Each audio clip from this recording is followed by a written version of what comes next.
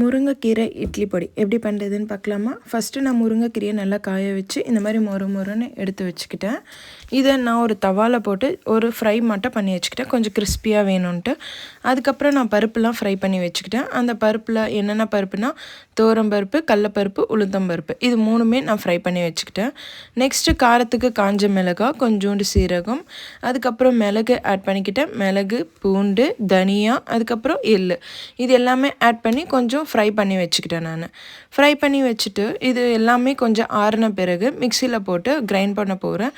அது கூட கொஞ்சம் புளியும் நான் ஆட் பண்ணிக்கிட்டேன், கொஞ்சம் டேஸ்ட்டுக்காக. இந்த புளி இது எல்லாமே கொஞ்சம் சூடாறின பிறகு நான் மிக்சியில் போட்டு கிரைண்ட் பண்ண ஸ்டார்ட் பண்ணிட்டேன்.